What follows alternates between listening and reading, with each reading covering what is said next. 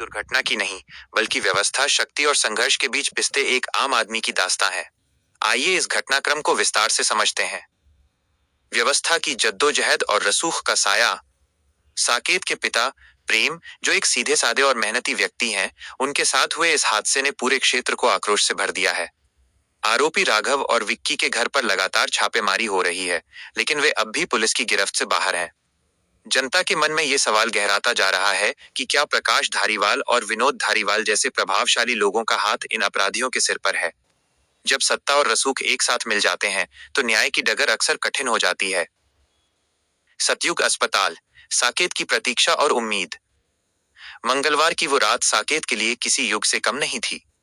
सतयुग अस्पताल के गलियारों में सन्नाटा था, जिसे सिर्फ दीवार पर लगी घड़ी की टिक टिक तोड़ रही थी। रात के 11:20 बज रहे थे जब नर्स प्रेम की मेडिकल रिपोर्ट लेकर आई। साकेत की आंखों में डर और उम्मीद का मिला जुला भाव था। जब वो डॉक्टर के.एस. दुबे के केबिन में पहुंचा, तो डॉक्टर ने राहत भरी खबर दी। उन्होंने बताया कि प्रेम की स्थिति अब सामान्य है। हालांकि देशव्यापी धरने प्रदर्शनों और प्रशासनिक संवेदनशीलता के कारण उन्हें कुछ अतिरिक्त समय तक निगरानी में रखा गया था। डॉक्टर दुबे की ये पुष्टि साकेत के लिए किसी जीवन दान से कम नहीं थी। घर वापसी और सुरक्षा का कड़ा पहरा।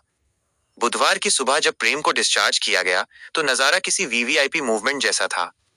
ग्राम प्रधान धीरज सिंह अपनी कार लेकर पहुंचे थे, लेकिन सुरक्षा का जिम्मा इंस्पेक्टर धाकर सिंह ने खुद संभाला। एक एस्कॉर्ट कार साकेत के घर तक साथ गई। इंस्पेक्टर ने स्पष्ट कर दिया कि जब तक अपराधी पकड़े नहीं जाते, पुलिस का पहरा साकेत के दरवाजे पर 24 घंटे रहेगा। पुलिस की आक्रामकता, ऑपरेशन क्लीन स्वीप। अपराधियों की गिरफ्तारी न होने से पुलिस की साख दांव पर लगी थी। इंस्पेक्टर धाकर सिंह ने अब सॉफ्ट पुलिसिंग छोड़ सख्त तेवर अपना लिए। ठिकानों पर प्रहार। राघव और विक्की के 20 से अधिक ठिकानों पर छापेमारी की गई। घरों में तोड़फोड़। पुलिस ने अपराधियों के घरों में सघन तलाशी ली और परिवार पर दबाव बनाने के लिए संपत्ति कुर्क करने की चेतावनी दी। इनामी घोषणा। डीआईजी रमेश धनखड़ ने दोनों पर 5-5 लाख रुपए का इनाम घोषित किया और पोस्टर पूरे शहर में चस्पा कर दिए। मुख्यमंत्री का हस्तक्षेप, न्याय की नई किरण। जब यह मामला मुख्यमंत्री अरविंद गोखले तक पहुंचा, तो उन्होंने इसे राज्य की कानून व्यवस्था की प्रतिष्ठा का प्रश्न बना लिया। उन्होंने स्पष्ट आदेश दिए। 1. वित्तीय सहायता। साकेत के खाते में 50 लाख और प्रेम के खाते में 10 लाख रुपए तत्काल ट्रांसफर किए गए। 2. शिक्षा का सम्मान। साकेत को उसकी मेधा के लिए राज्य स्तर पर सम्मानित करने का निर्णय लिया गया। 3. कठोर निर्देश। डीजीपी को 24 घंटे की डेडलाइन दी गई। डीजीपी की वैज्ञानिक जांच की रणनीति। डीजीपी ने इस मामले को सुलझाने के लिए आधुनिक तकनीकों का सहारा लेने का निर्देश दिया है।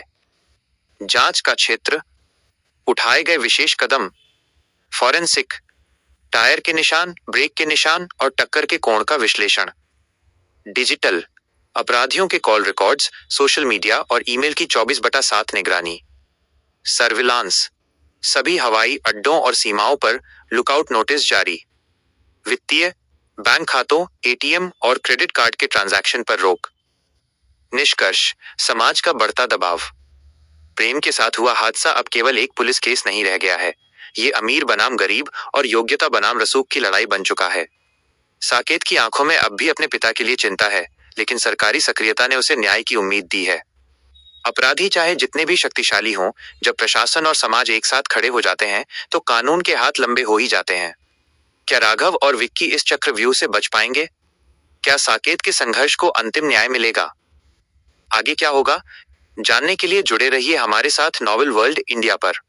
क्या आप चाहते हैं कि मैं इस कहानी का अगला भाग लिखूं, जहां अपराधियों की गिरफ्तारी का रोमांचक दृश्य हो?